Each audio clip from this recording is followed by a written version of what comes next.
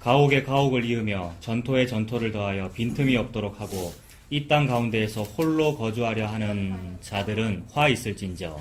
만군의 여호와께서 내 귀에 말씀하시되 전능히 그러한 가옥이 황폐하리니 크고 아름다울지라도 거주할 자가 없을 것이며 열을 가리 포도원에 겨우 포도주 한 바트가 나겠고 한 호멜의 종자를 뿌려도 간신히 한 에바가 나리라 하시도다. 아침에 일찍 일어나 독주를 마시며 밤을 기도로 포도주에 취하는 자들은 화 있을지며 그들이 연회에는 수금과 비파와 소고와 피리와 포도주를 갖추었어도 여호와께서 행하시는 일에 관심을 두지 아니하며 그의 손으로 하신 일을 보지 아니하는도다.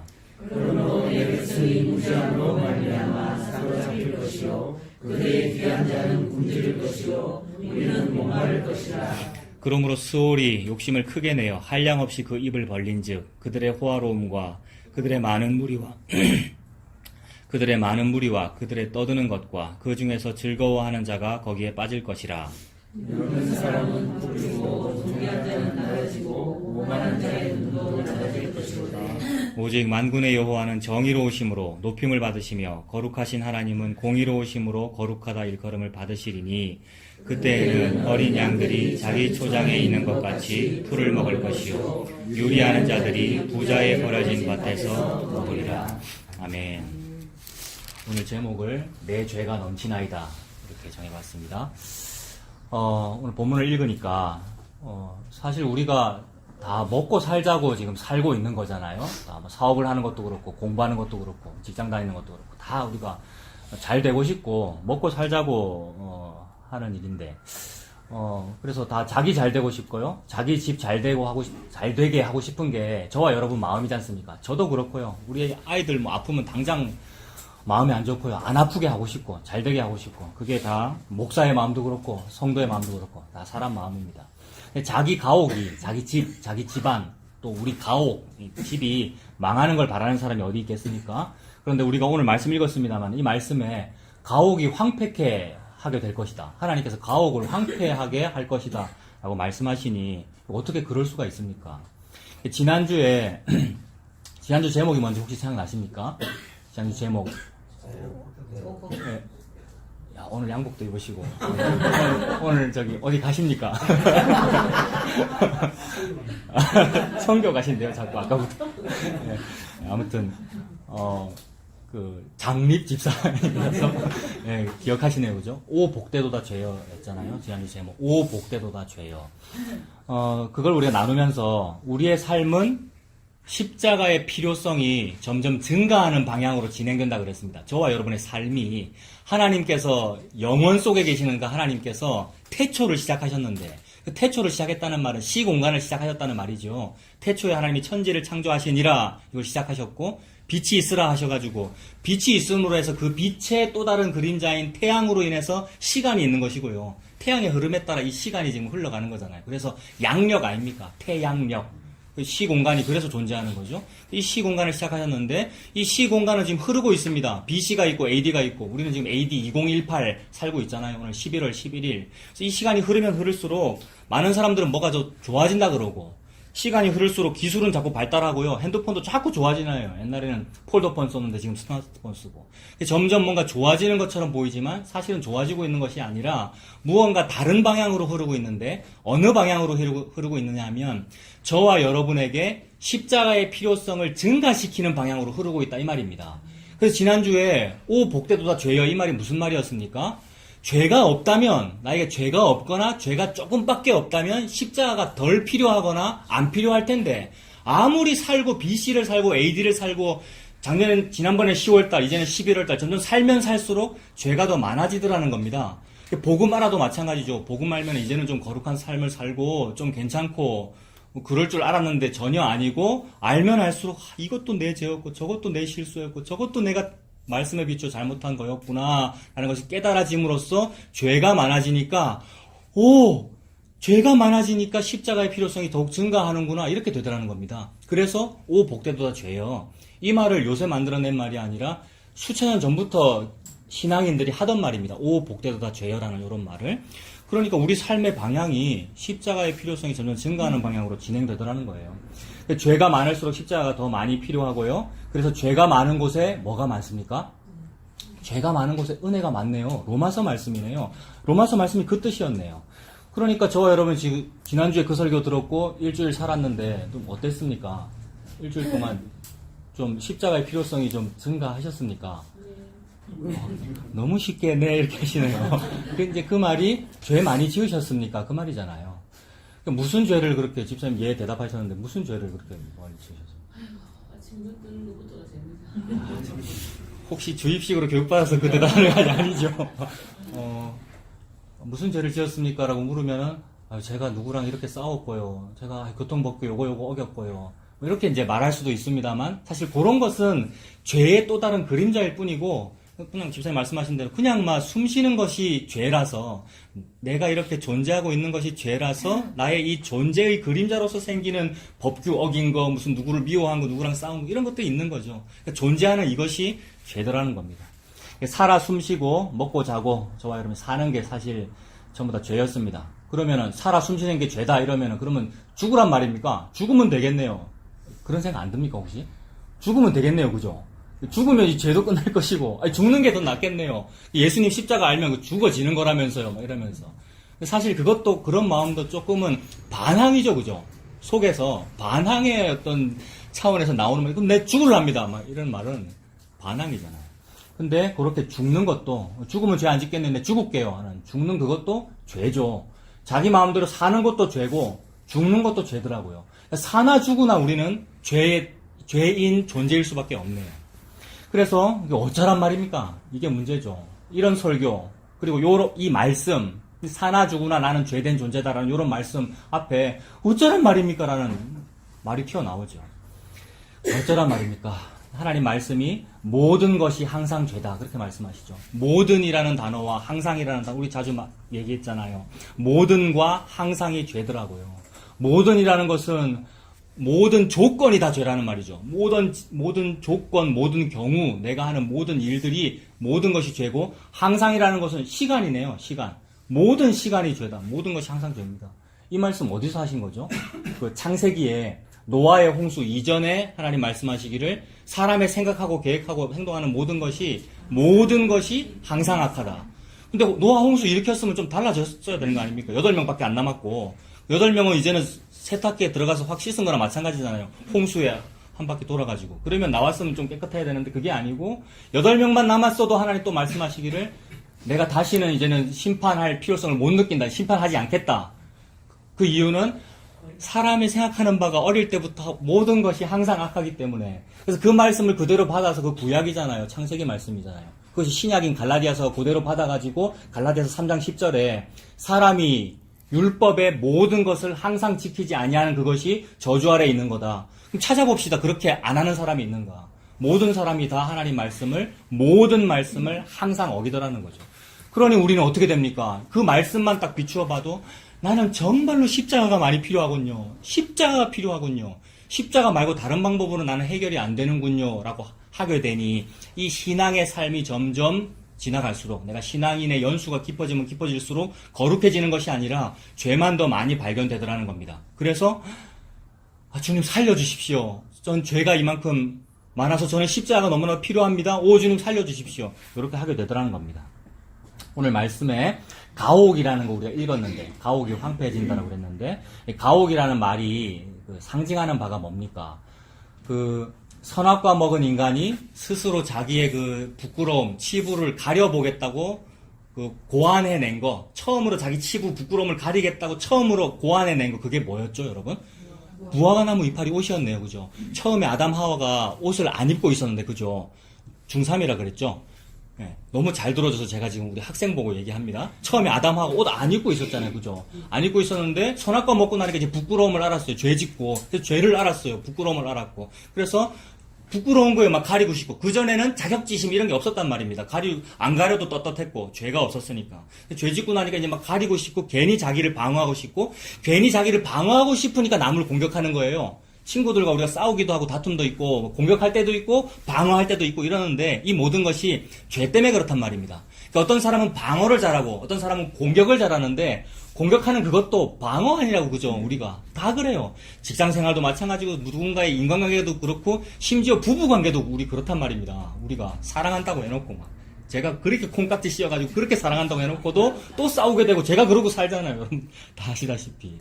그래서 우리가 다 선악과 먹어서 그렇습니다. 그래서 이러한 나의 치부를 알고 부끄러움을 알기에 하나님 앞에 나서는 것이 두려워서 동산에 숨었고 그리고 가려보려고 무화과나무 이파리를 고안해냈단 말입니다. 아, 저 넓은 이파리 저걸로 나를 가리면 내가 좀 괜찮겠구나. 그래서 우리 인간은 평생 살면서 아까 그 이제라는 시간 속에서 시공간이 흐르면 흐를수록 이 무화과나무 이파리 옷을 어떻게 하면 견고히 잘 입을까를 자꾸 생각해내죠. 그래서 처음에는 무화과나무 이파리 옷을 입었는데 점점 우리가 우리 자신을 막 발전시켜요. 이걸 어떻게 저 직조를 할까? 어떻게 더 시줄과 날줄을 잘 엮으면 더 튼튼해질까? 안 찢어지는 옷을 어떻게 만들까? 그래서 나일론도 있고 뭐 좋은 옷들이 많잖아요.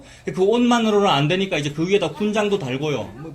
뭐 치장을 하고요. 액세서리도 달고 그러면 더 멋있어 보이고 더 괜찮아 보이죠. 근데 속에는 썩어가고 있는 나의 몸이 있는데요. 노화하고 있다는 말은 썩어질 몸이라는 말이잖아요. 우리 몸이. 근데 그 위에 우리가 화장도 해야 되고 뭐 발라야 되고 저 보세요. 오늘 어디 간다고.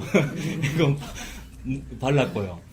이렇게 하게 되잖아요. 이것이 우리의 무화과나무 이파리 옷이고 이 시간이 흐를수록 우리 인간은 요런 나를 치장하는 기술이 참 나는 많이 발달했어 라고 우리는 보이지만 이것은 발달한 것이 아니라 더 많이 죄를 가리고 있는 것이기에 죄를 더 많이 짓고 있는 거죠.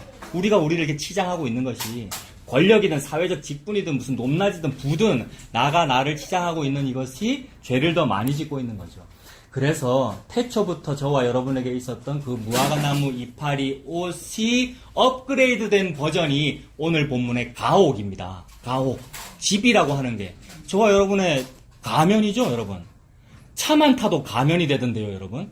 저는 차 안 타고 걸어 다니면 뚜벅이일 때는 그냥 나를 노출시키고 살잖아요, 내 얼굴을. 근데 차 타면 어떻게 됩니까? 게다가 제 차는 썬팅이 진합니다. 중고차 샀는데 일부러 썬팅이 진한 걸 골랐죠. 네? 썬팅이 진하면 어떻게 됩니까? 그게 가면이 돼요. 밖에서 나를 안 보니까. 그죠? 운전도 난폭하게 하게 되고요. 그죠? 요새 별로 난폭하게 많이 안 합니다. 아니다. 오늘 아침에 오다가 혼났다, 집사람한테. 네, 터널에서 과속한다고. 그러니까 가면을 쓰고 살더라는 거예요. 그래서 또 뭐 안 좋은 차 타는 것보다 좋은 차 타면 괜히 어깨에 힘 들어가죠. 그리고 백화점 이런 데 주차장 통과할 때 대우를 받던데요, 여러분. 실제로 그래요. 가면이라서 그래요. 그런 가면의 업그레이드 버전이 가옥입니다. 집. 특히나 자본주의 사회에서는 사회주의는 좀 안 그렇다는 말이 있던데 다 말씀드렸잖아요. 사회주의도 똑같다는 것을 말씀드렸잖아요. 근데 자본주의, 기본적으로 자본주의면 이 부동산에 우리가 목을 매게 되죠. 땅, 부동산. 왜 그러냐면 자기 가면이거든요. 부동산 많아보십시오. 얼마나 좋을까요?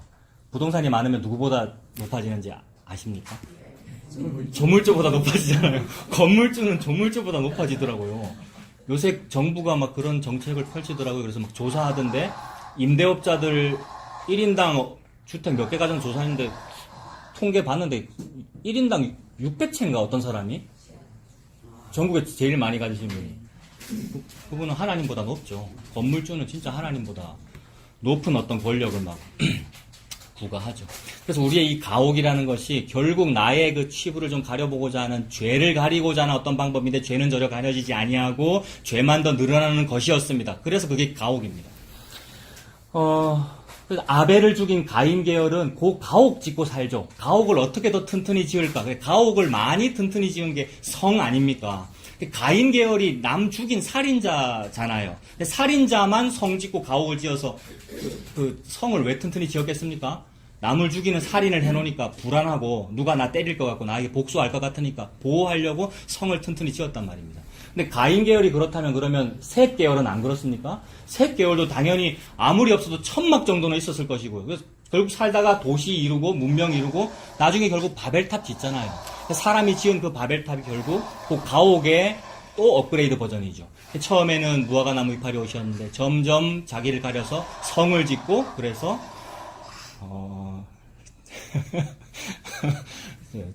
감기 걸려가지고 그래요. 네. 점점 성을 짓고 결국 바벨탑까지 짓더라. 그 얘기입니다. 그래서 모든 인류는 결국 자기만의 바벨탑, 가옥 짓기에 바쁩니다. 오늘날은 21세기인데 오늘날의 바벨탑은 뭐가 있습니까? 눈에 보이는 바벨탑. 우리 속에 있는 바벨탑, 눈에 보이는 바벨탑 뭐냐면 그냥 저 대도시가 그렇죠. 뭐 주상복합 빌딩이 그렇고요. 주상복합이라는 말이 뜻이 뭡니까? 주상복합이 주거와 상권이 같이 있는 거네요. 왜 그렇게 짓죠? 상권이 있으면 그 안에 병원도 있고 뭐 쇼핑센터 있고 수영장 있고 다 있을 거 아닙니까? 왜 그렇게 짓죠? 자기 주거지에서 멀리 안 가려고 그러는 거죠.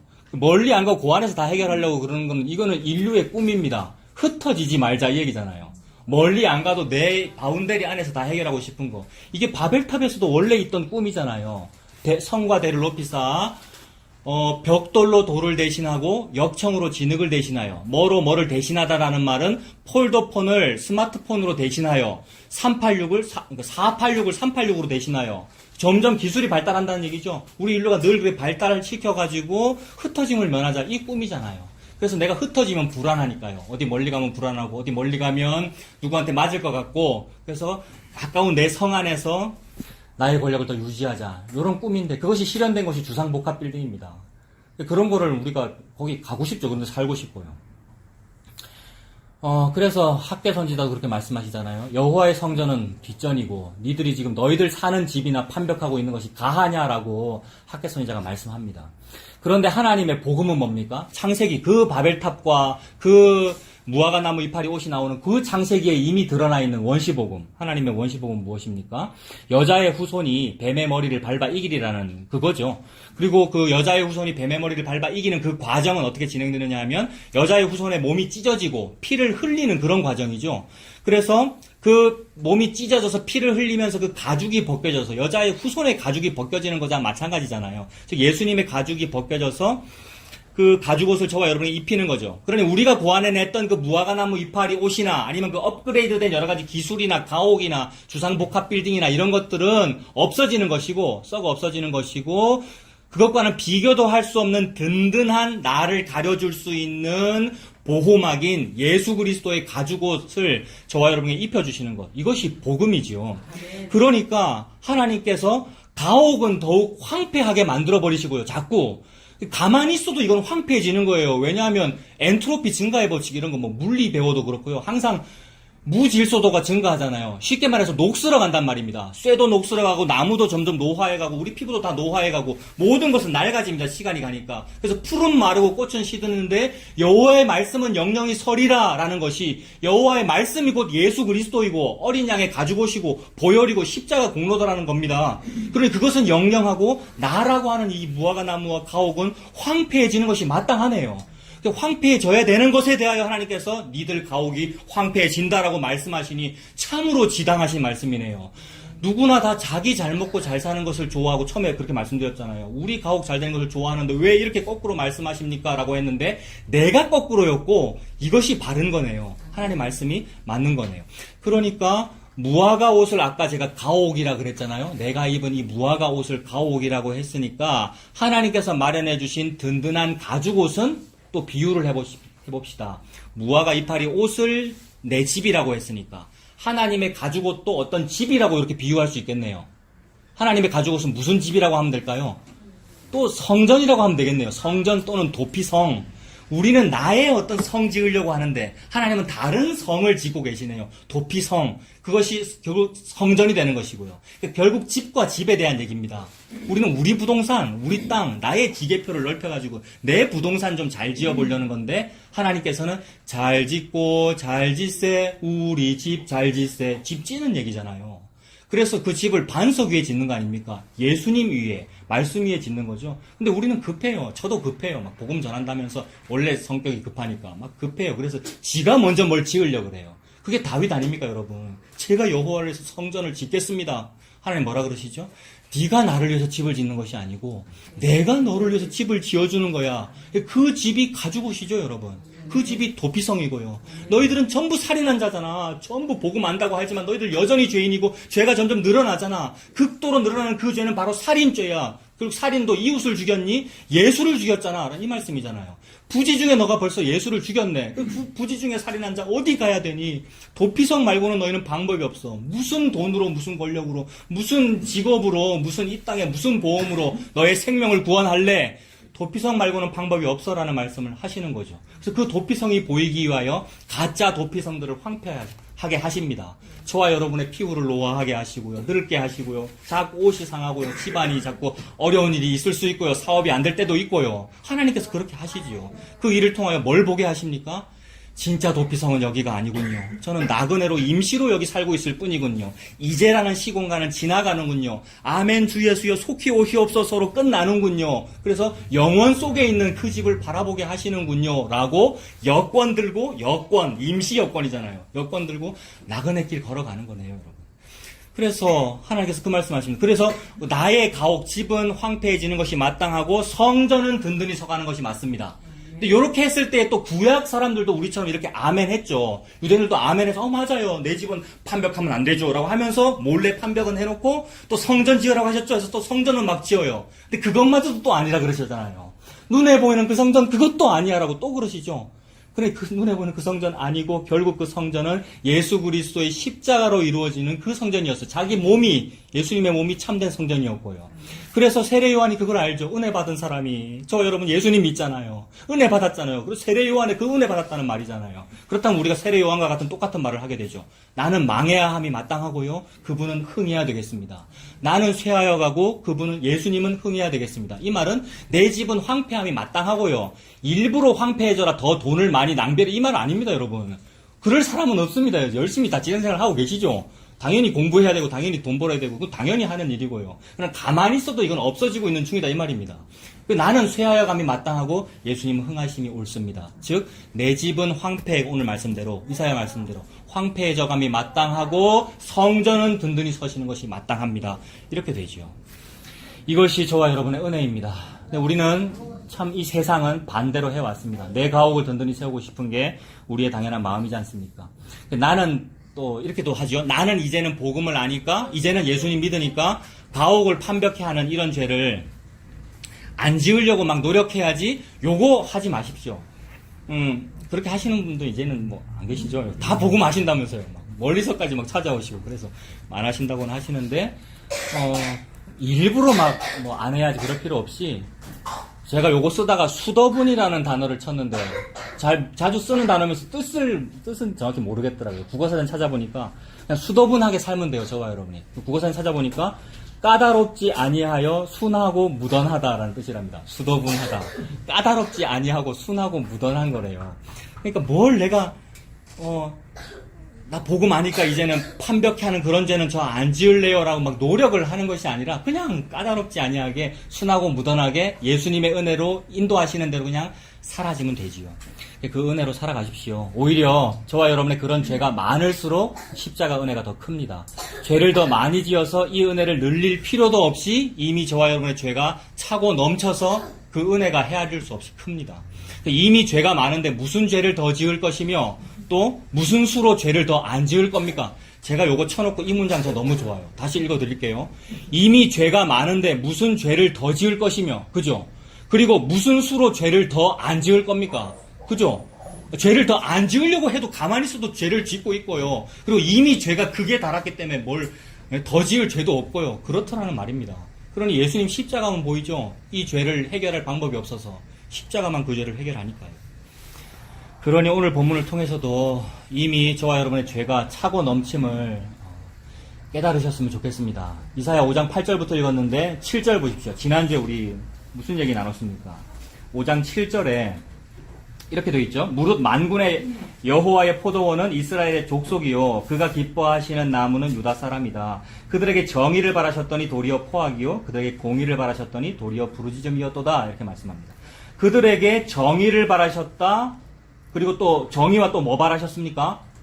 공의 바라셨네요. 이 말은 하나님께서 그의 아내인 백성과 결혼했다는 말이죠. 저와 여러분이 예수님의 신부 아닙니까? 아내인데 결혼했어요. 그래서 우리가 결혼했으니까 아들, 딸 낳아야 될 거 아닙니까? 예수님 남편이 볼 때, 이제 10달 지나면 아들이 태어나겠구나, 딸이 태어나겠구나 해서 태어날 아들이, 이름이, 걔는 정의야. 정의가 태어나야 돼. 공의가 태어나야 돼. 라고 바랬는데, 뭐가 태어났답니까?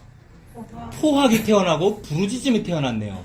즉 나를 닮은 내 씨가 태어나야 되는데 외간 남자의 씨가 태어났다는 그 얘기죠. 그래서 하나님께서 하나님의 백성을 보고 음란하다고 그래요. 남편은 난데 네가 지금 다른 남자와 동침했구나라는 것이 드러났다는 말입니다. 저와 여러분의 죄는 음란한 죄입니다. 실제로 우리가 일부일처를 하고 있고 성적인 범죄가 없어도 하나님께서는 저와 여러분의 죄를 보고 음란하다고 그래요. 왜냐하면 예수님이 남편인데 예수님 말고 다른 거 좋아하잖아요. 저와 여러분은 예수님 말고 다른 거 좋아합니다. 복음 말고 이론적으로 예수님이 최고예요. 십자가 복음밖에 없어요. 말을 해도 숨 쉬고 있는 이것이 이미 나는 예수님 말고 다른 걸 좋아한단 말이에요. 추구하고 있고 막 구가하고 있단 말입니다. 이 삶을 통해서. 그래서 나에게서 자꾸 태어나는 것은 뭐냐 하면 포악과 부르짖음이죠. 남이 막 부르짖도록 내가 만든단 말입니다.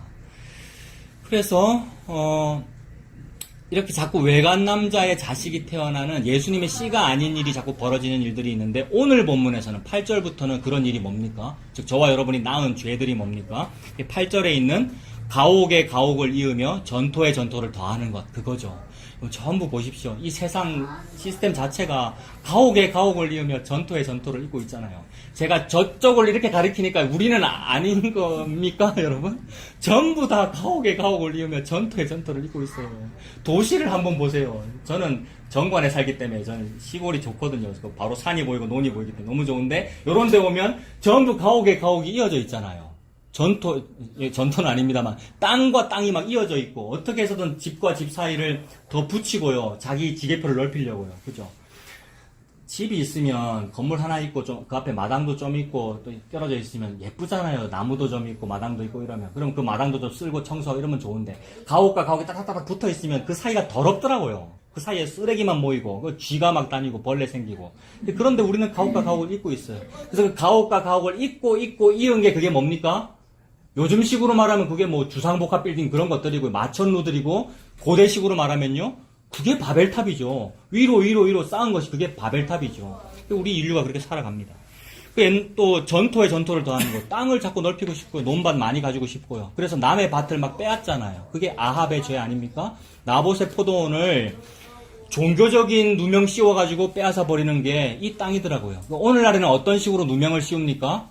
매우 합리적이고 경제적인 방법으로 자본주의를 가지고 돈이 돈을 낳는 거잖아요. 땅이 땅을 낳고요. 남의 땅 차지한 겁니다. 남의 땅이 누구 땅입니까? 남의 땅이 누구 땅이라는 말입니까? 가난한 이웃의 땅을 뺏었다 이렇게 생각하는데 땅은 예수님 거잖아요. 땅은 하나님 거란 말입니다. 땅은 하나님 건데 인간들이 자기 땅이라고 막 등기해놓고 그렇게 살잖아요. 우리가요. 그게 저와 여러분이 낳은 우리 인류가 낳은 죄였습니다. 그래서 그렇게 하는 목표가 결국 흩어지지 않으려는 거죠. 강해지려는 거고요. 이 땅 가운데 홀로 거주하자. 그리고 높이 쌓아서 꼭대기에 우리 이름을 내자. 하늘에 닿겠다는 거죠. 바벨탑을 쌓아서 하늘에 닿겠다는 말은 무슨 말입니까? 예수님 십자가 필요 없이 저는 바벨탑으로 하늘나라에 올라가겠습니다. 이 얘기죠. 예수님 십자가를 정면으로 부인하는 일을 우리가 하게 되잖아요. 근데 하나님께서는 아니야. 그 바벨탑 결국 무너진다. 내가 무너뜨릴 거야. 언어를 혼잡게 하셨어. 그래서 바벨탑은 무너지고 십자가는 세우십니다. 그런데 그 십자가는 놀랍게도 아래에서 위로 세워지지 않았습니다. 인간이 십자가라는 사다리를 아래에서 위로 세우지 아니하고 위에서 아래로 내려온 사다리였습니다. 그게 십자가죠. 하나님께서 위에서 아래로 내려오신 거잖아요. 그걸 일컬어 성육신이라고 하고요. 예수님이 위에서 아래로 내려오셨잖아요. 그것이 십자가입니다. 그래서 위에서 아래로 내려온 것을 보니 저희들이 만든 것이 아니군요. 그러니 저 길만 진짜군요. 저와 여러분이 만든 길은 전부 가짜입니다. 열심히 내비게이션 보고 찾아오셨죠? 우리들이 길을 찾고 막 합니다만 그 길은 그림자 길들일 뿐이었고 진짜 길은 위에서 아래로 내려온 그 길만 진짜 길이잖아요. 위에서 아래로 내려온 길, 돌베개 베고 있는 야곱에게 보여준 그 위에서 아래로 내려온 사닥다리 그 길은 예수님의 십자가입니다. 그것만 보여주시려고 니들 죄가 이러해 라고 지금 말씀하고 계시죠. 그런데 그 가옥에 가옥을 잇고 이 땅 가운데 홀로 거주하려는 목표를 추구하고 있는 우리들에게 복음이 들려옵니다. 9절에 만군의 여호와께서 내 귀에 말씀하시되 정령이 허다한 가옥이 황폐하리니 이게 복음이죠. 정령이 허다한 가옥이 허다한 너희들의 사닥다리가 너희들의 바벨탑이 황폐하리니 크고 아름다울지라도 거주할 자가 없을 것이다. 크고 아름답게 지어가지고 내가 여기 거주해야지 이제는 나의 영혼이 먹고 자고 쉬자라고 하게 되면 그게 저주받은 건데 그렇게 못하게 되면 복받은 거죠 여러분. 크고 아름답게 잘 지어놓고 거기 내가 못 사네 이게 망했네라고 해서 십자가 붙들게 되면 그 저와 여러분이 복받은 거죠. 그러니 9절은 복음입니다. 저와 여러분에게 애가와 애곡과 재앙이 있다라고 선포하시는 그 무서운 말씀이 우리에게 복음입니다. 그래서 어떻게 됩니까? 10절에 열을 가리 포도원에 겨우 포도주 한 바트가 난대요. 열을 가리가 그 황소로 하루 동안에 황소가 가는 게 1에이커더라고요. 찾아보니까. 그 외국에는 1에이커 이런 단위를 쓰잖아요. 우리나라 뭐 면 마지기 이거 잘 모르겠습니다. 집사님 혹시 황소로 뭐 밭 가는 거 그런 집사님 어릴 때 해보셨겠죠. 예. 그러니까 황소로 열을 가는 에이커래요. 그러니까 10에이커인 거예요. 대충 12,000평 이 정도 되는 것 같더라고요. 굉장히 큰 땅이죠. 큰 땅에 포도원 했으니까 많이 열려야 되는데 겨우 포도주 한 바트가 나겠다. 조금밖에 못 거두게 되겠다. 그 말이고. 한 호멜의 종자를 뿌려도 간신히 한 에바가 나리라. 종자를 뭡니까? 한 말을 뿌렸는데 겨우 한 대박 하나 얻게 되리라. 우리 애들 보는 그 나팔꽃이라는 그림책을 보니까 나팔꽃 씨앗 하나 심었는데 꽃씨가 수백 개가 열리더라고요. 그게 하나님의 원리잖아요, 원래. 근데 우리 인간이 거꾸로 하고 살죠. 그러니 겨우 한 말을 씨앗을 뿌려도 한 대박밖에 못 얻게 될 거다. 그렇게 말씀하십니다. 11절에 아침에 일찍이 일어나 독주를 마시며 밤이 깊도록 포도주에 취하는 자들은 화 있을진저. 이 인류가 그렇죠. 늘 자기를 즐겁게 하는 알코올을 집어넣어야 되고요. 술 안 좋아하는 사람은 다른 거 좋아하겠죠. 그러면 뭐 다른 걸로 자기를 채워야 되고요. 독주, 독한 거. 왜 독주를 왜 마시죠?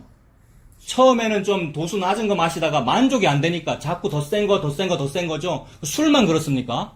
게임도 그렇고요. 모든 게 다 그래요, 여러분. 모든 우리를 자극하는 모든 것들은 더 센 거, 더 센 거. 그래서 그 더 좋은 걸로 나를 자극시켜야 내가 만족이 오는 이 상황이잖아요. 독조를 마시고 아침부터 마시고 밤에도 마시고. 그게 우리 인류의 상황입니다.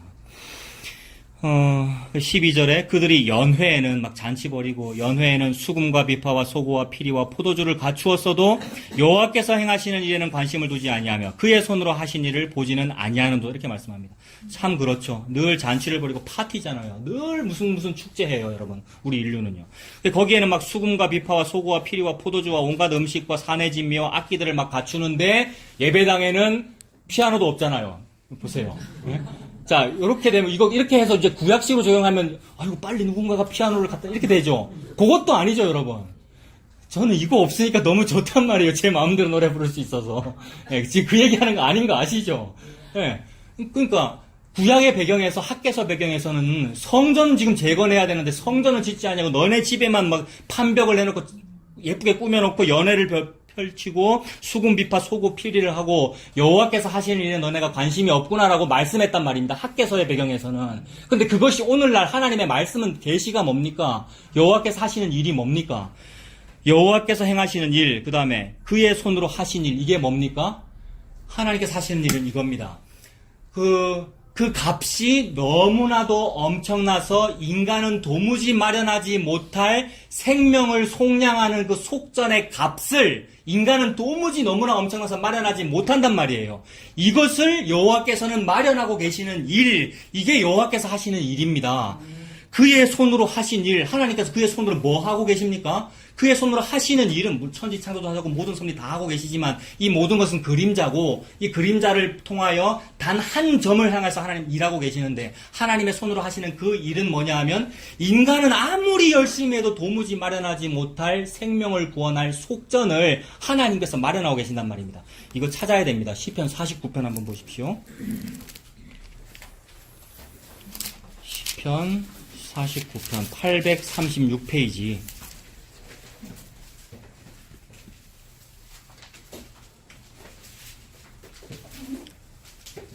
시편 49편 8절에 보면 그들의 생명을 속량하는 값이 너무나 어떻습니까? 너무나 엄청나서 그죠? 너무나 엄청나서 영원히 마련하지 못할 거다 그럽니다. 사람의 생명을 구원하는 값이 너무 엄청나대요. 누군가를 그 생명을 구원하려면 돈을 어마어마하게 지불해야 된다는 말입니다. 그래서 신약에서는 복음서에서는 이걸 상징적으로 몇 달란트라 그러죠? 1만 달란트. 1만 달란트가 뭐였습니까? 장정의 20만 년 연봉입니다. 1달란트가 20년 연봉이니까. 20만 년 연봉이니까 이거는 영원의 개념이란 말이에요. 너무 크다라는 개념이죠. 인간의 생명을 구원할 만한 그 돈이 너무나 엄청나서 영원히 마련하지 못하는데 이걸 마련하신 분이 누굽니까?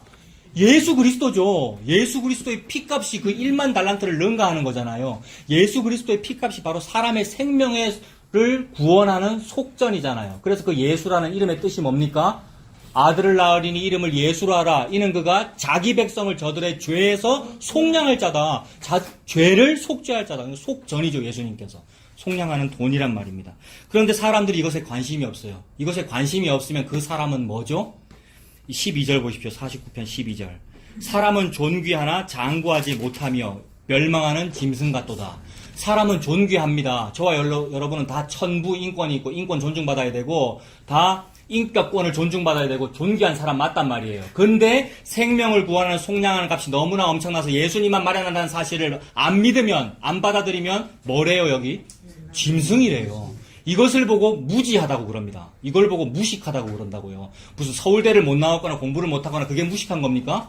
하나님은 그거 아무 상관하지 않으시죠. 무슨 박사 학위가 있든 무슨 일자 무식군 아무 상관하지 않는단 말입니다. 근데 뭐만 하나님께서 보십니까? 이 예수님을 아는가? 예수님 십자가가 내 생명의 속량하는 그 속전이다, 그 값이다라는 것을 믿는가 못 믿는가? 아는가 모르는가? 그것만 보시잖아요. 그걸 모르는 것을 보고 내 백성이 무지하여 멸망한다고 그러시잖아요. 지식이 없어서. 그게 공부 못하는 겁니다, 여러분. 다른 게 아니고. 그게 무식한 거죠. 그리고요, 마찬가지로 그 뒷부분에 49편 20절도 똑같은 거죠. 49편 20절도 존귀하나 깨닫지 못하는 사람은 멸망하는 짐승 같도다. 뭘 깨달아야 깨달은 겁니까? 생명을 구하는 속량의 값이 그게 예수님 십자가구나. 요거 아는 거. 그게 깨달은 거네요. 그러면 비로소 그 사람이 사람입니다. 예수님은 누구랑 결혼합니까? 사람하고 결혼합니다. 짐승하고 결혼하지 않아요. 그래서 짐승하고 결혼하지 않는다는 걸 보여주려고 아담 보고 뭐하라 그러셨죠? 아담에게 동물을 이끌어가면서 이름 지으라 그러셨잖아요. 그래서 아담이 그 짐승 이름 짓는 거예요. 그래서 이름 지으면서 죄송합니다. 사자, 코끼리, 기린, 뭐 하다가 사람 이랬단 말이에요. 그게 하와잖아요. 그래서 내 뼈 중에 뼈, 살 중에 살이다. 그래서 결혼하는 거예요. 이게 뭐죠? 이 비밀이 크도다. 나는 교회와 그리스도에 관하여 말하노라. 예수님께서 교회라고 하는 신부를 그렇게 얻는 거예요. 사람하고 결혼하고 싶은 거란 말이에요. 예수님이요. 근데 짐승들이 돼 있으면 안 되잖아요. 저와 여러분들이. 뭐가 짐승입니까? 예수님 십자가를 못 받아들이는 거. 예수님 십자가만 우리 학생의 생명의 속량하는 생명을 구원하는 값이에요. 얼마나 귀해요. 무슨 직장 생활을 해서 무슨 돈을 벌든 그게 귀한 것이 아니고 당연히 해야 됩니다. 그건 돈 벌고 살아야죠 우리가. 진짜 귀한 그 돈과 진짜 귀한 부동산과 진짜 귀한 집, 가옥은 예수님 십자가였네요, 여러분. 그래서 그 예수님과 우리가 결혼하는 거예요. 시집가는 거였네요, 여러분. 얼마나 좋아요. 이 비밀을 지금 하나님께서 말씀하고 계십니다. 다시 이사야 5장 보겠습니다. 5장 13절. 그래서 바로 위에는 12절에 하나님이 하신 그 손으로 하신 일이 바로 그 십자가였죠. 13절. 그러므로 내 백성이 무지함으로 말미암아 사로잡힙니다. 뭘 모르는 게 무지한 겁니까? 하나님 손으로 하신 그 일, 예수님 십자가의 그 구원, 그거 모르는 게 무지한 거였어요. 무지함으로 말미암아 결국 망해요, 여러분. 망하는 자는, 즉 지옥 간다라는 뜻은 십자가 받아들이지 못함으로, 예수님 안 믿음으로 인하여 망하는 거죠. 무지함으로 말미암아 사로잡힐 것이요, 그들의 귀한 자는 굶주릴 것이요, 무리는 목마를 것이다. 왜 굶주리고 왜 목마릅니까? 양식이 없어서 주림이 아니요, 물을 마시지 못해 가람이 아니고 이 말씀을 듣지 못한 가람이잖아요, 여러분. 저도요, 이 말씀이 없으면 목사도 막 갈하고요, 성도 여러분도 마찬가지잖아요. 그래서 우리가 말씀이 고파요라는 그 말이 나오면 참으로 지당하죠, 여러분. 그래서 이 복음이 안 들리면 그렇게 얘기해야 됩니다, 우리가, 여러분. 나 그 말씀을 듣고 싶어요. 그래서 나는 이 목마름과 이 배고픔을 해결하고 싶어요. 뭐가 해결해 줍니까?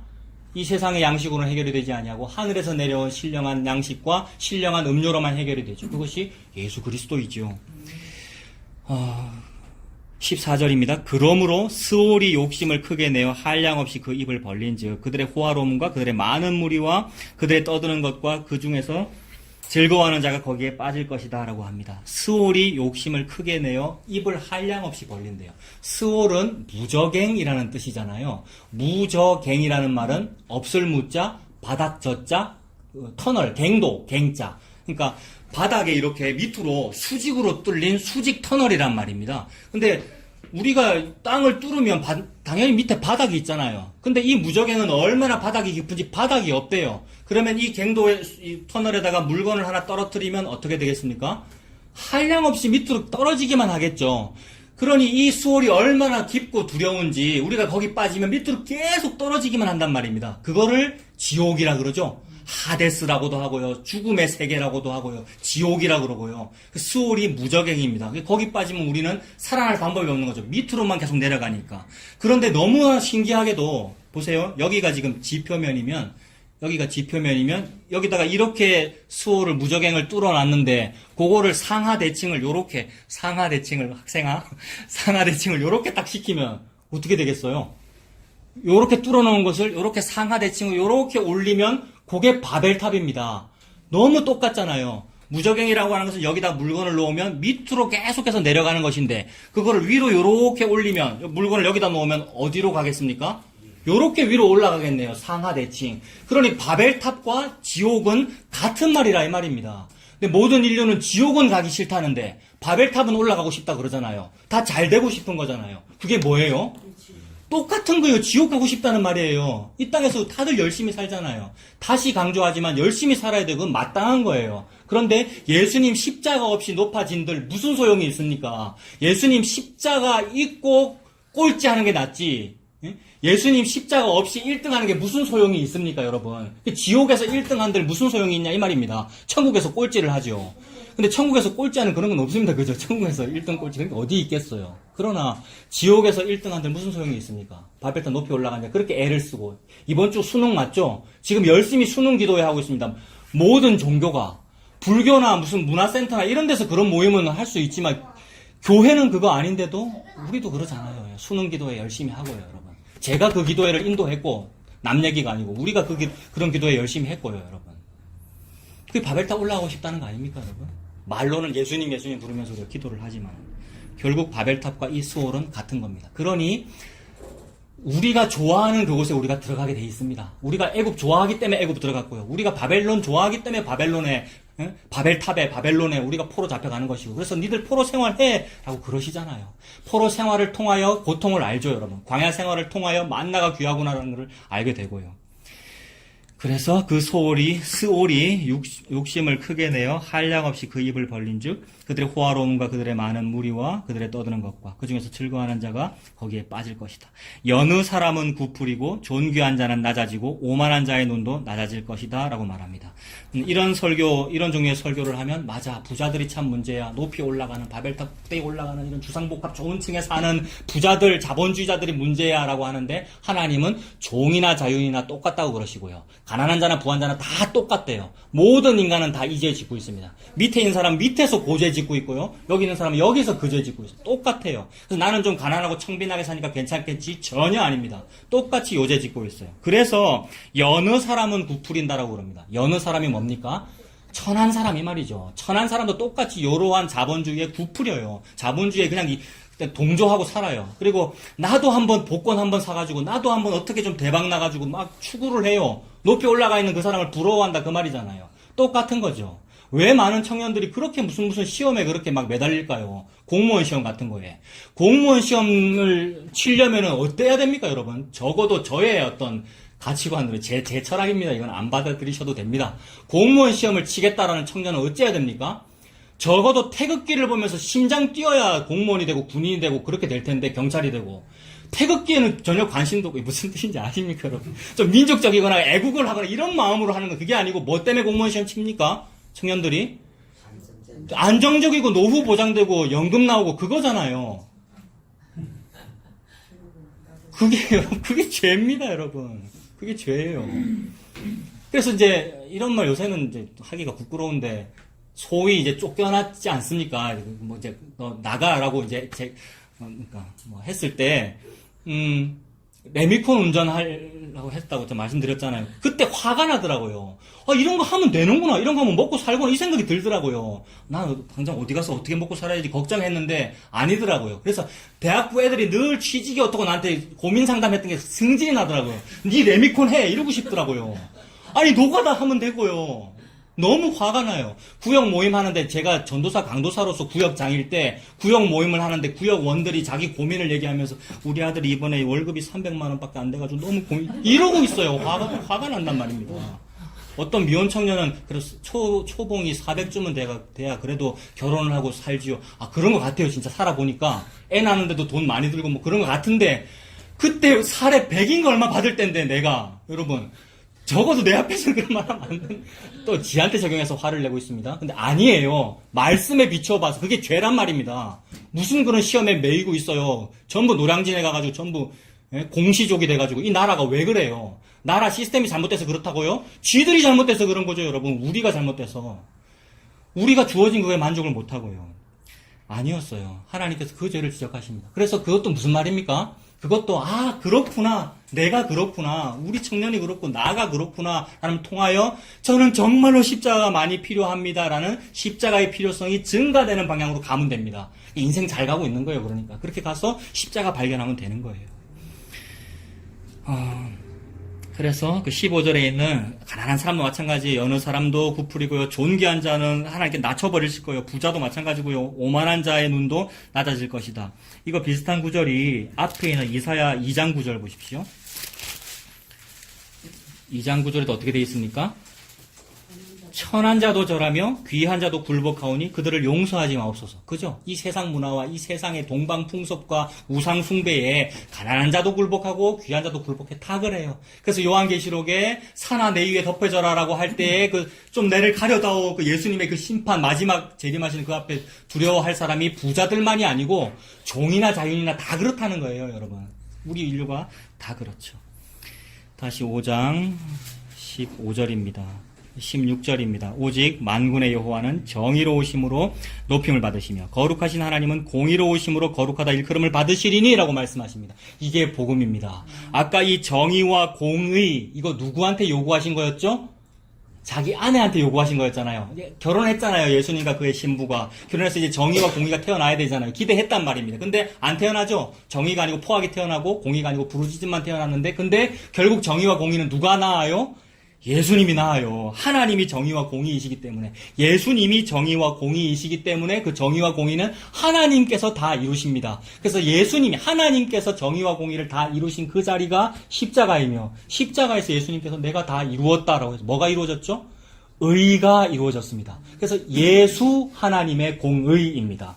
정의와 공의가 이루어졌죠. 그래서 예수님이 거룩하시다 일컬음을 받으십니다. 그러면 17절에 그때에는 이 일이 벌어지죠. 그때에는 구약에 자주 나오는 그날에는 그때에는 여호와의 큰 날이죠. 마침내 이루어질 어떤 날. 우리 인간이 그토록 바벨탑을 쌓아서 이루고자 하는 지상낙원 파라다이스 말고 진짜 파라다이스. 진짜 파라다이스가 뭡니까? 그게 새 하늘과 새 땅이죠. 하나님께서 말씀하시는 그 나라, 그게 그때에는 어린 양들이 자기 초장에 있는 것 같이 풀을 먹을 것이요 유리하는 자들이 부자의 벌어진 밭에서 먹으리라 이거죠. 어린 양들이 막 양들과 뭐 짐승들이 어디 좋은 풀밭에 들어가서 막 먹고 싶은데 그 부동산 건물주가 못 들어오게 한단 말입니다. 너 딴 데 가. 근데 율법은 어때요? 짐승이나 가난한 사람도 내 밭에도 와서 먹을 수 있는 거란 말입니다. 그리고 그 다음 구절은 뭡니까? 유리하는 자들이 부자의 버려진 밭에서 먹으리라 했지 않습니까? 유리하는 자들은 거지를 말하죠. 노숙자들. 노숙자들은 원래 어디서 얻어먹어야 되는 거예요? 율법에 의하면. 부자의 밭에서 얻어먹어야 되는 겁니다. 부자가 추수할 때에 곡식이 땅에 떨어지면 그대로 놔둬야 되는 거죠. 땅에 떨어진 이삭은 이삭 죽게 하면 안 되는 거잖아요. 근데 못된 부자는 어떻게 하겠습니까? 종들을 시켜가지고 한 개도 떨어뜨리지 마. 전부 다 주워 막 이렇게 할 건데. 근데 선한 부자인 보아스는 어떻게 하죠? 일부러 더 많이 떨어뜨리죠. 이거 얼마나 은혜예요, 여러분. 저와 여러분 먹으라고 우리 예수님이 땅에 일부러 더 많이 떨어뜨려요. 근데 우리가 자존심 상해가지고 내 땅에 떨어지면 안 먹습니다. 이러면 됩니까? 주워 먹어야죠. 우리는 주워 먹어야죠. 우리의 자존심과 자존감이라는 것은 땅에 떨어진 걸 주워 먹는 존재입니다. 왜요? 안 잘났잖아요, 여러분, 우리가요. 우리 변사가 어디 있으며, 학자가 어디 있으며, 이 문벌 좋은 자가 어디 있느냐. 전부 우리는 땅에 떨어진 거 먹으면 되는 사람 맞죠? 수로 보니게 여인이니까. 그래서 많이 떨어뜨려 주신 게 은혜잖아요. 그래서 많이 떨어진 그분이 예수님입니다. 영원에서 지상으로 떨어졌어요, 우리 예수님이요. 위에서 아래로. 많이 떨어져. 그래서 유리하는 자들이 부자의 버려진 밭에서 먹게 돼요. 부자의 밭 평소에는 못 들어갔잖아요. 울타리를 쳐놔가지고. 근데 지금은 다 망해서 가옥이 황폐해지니까 망하니까 부자의 밭도 개방되어 있기에 들어가서 먹게 됩니다. 거기가 도피성이네요, 여러분. 이 일이 언제 벌어집니까? 저와 여러분이라고 하는 이 부자, 전부 부자입니다. 가난한 사람도 전부 부자예요, 여러분. 전부 경제가 힘들다고 문재인 지지율이 떨어진다 그러는데 경제 하나도 안 힘들는데 아무리 봐도 전부 먹고 살잖아요, 여러분. 근데 전부 거짓말이에요. 그러니까 전부 부자라 이 말입니다. 그래서 전부 부자 내 하나님께서 그 영적 그 부유함을 하나님께서 이 심령의 이 가짜 부유함을 하나님께서 깨버리실 거란 말입니다. 그러면 결국 이제 도피성으로 내가 들어가게 되는 거예요. 인간은 자기 성을 깨지 않기 때문에 스스로 절대 자기 그 예수님의 도피성으로 안 뛰어갑니다. 저와 여러분들이. 그러니까 제가 그렇더라고요.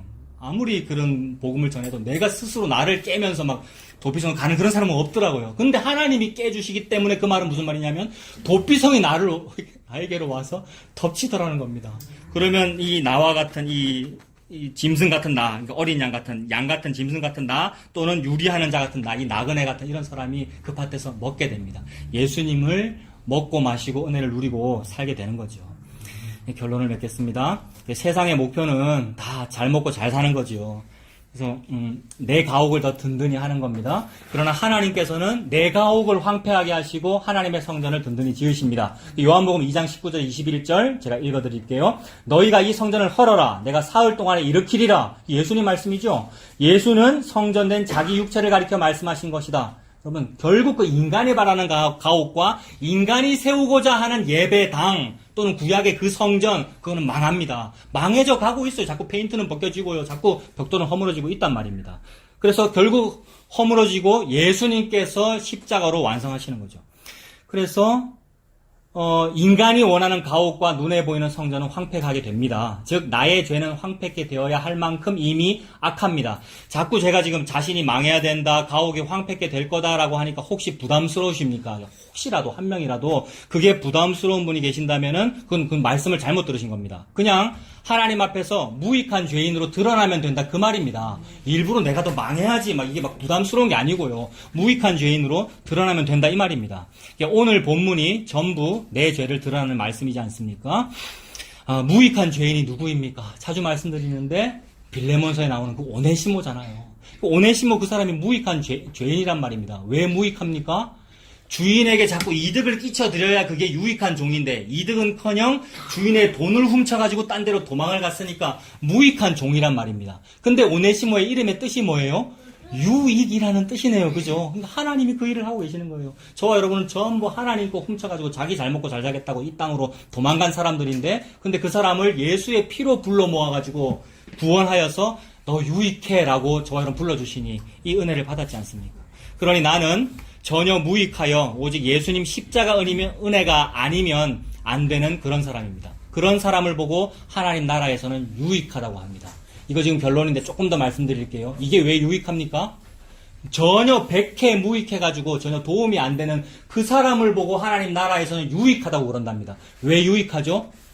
하나님 나라는 예수님 십자가로 이루어지는 나라이기에 예수님 십자가가 매우 필요하고 매우 효용적이고 효과적으로 적용되는 사람을 보고 유익하다고 그러거든요.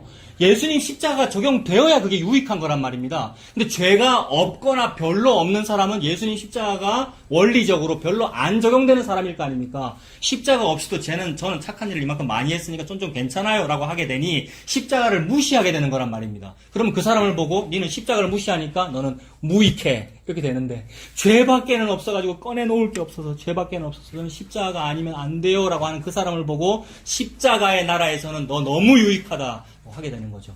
그 사람이 오네시모이죠. 저와 여러분이 그런 사람입니다. 그래서 십자가의 은혜, 효과, 효용, 필요성이 더욱 막 두드러지는 사람, 아무리 봐도 이 사람은 나는 십자가 아니면 안 되라고 이렇게 도드라지는 사람, 그가 유익한 사람입니다. 그런 죄인으로 드러나서 은혜로 사는 저와 여러분 다 되기를 바랍니다. 기도하겠습니다. 하나님 아버지, 시간이 지날수록 교회 다닌 횟수가 지날수록 점점 거룩해져야 된다고 생각했는데 그것이 아니고 실제로 솔직히 나 자신을 보면 더욱 악해져감을 보게 됩니다. 여전히 악함이 많고 앞으로도 그러할 거라는 것을 슬프게도 보게 됩니다. 그런데 이것이 슬픈 것이 아니라 하나님께서 역설적으로 기쁨으로 바꿔주시니 그 은혜를 감사합니다. 나는 더더욱 예수님 십자가 앞에서 이 십자가가 아니면 안 됩니다라고 드러나는 그런 사람이고 싶습니다. 이것을 모르면 멸망하는 짐승과 같다고 하였는데 우리들에게 지혜와 계시의 정신을 주셔서 이 진리를 아는 이 예수님 십자가 은혜만 붙잡고 살 수 있는 우리가 다 되도록 하나님 인도하여 주시옵소서. 예수님의 이름으로 기도합니다. 아멘.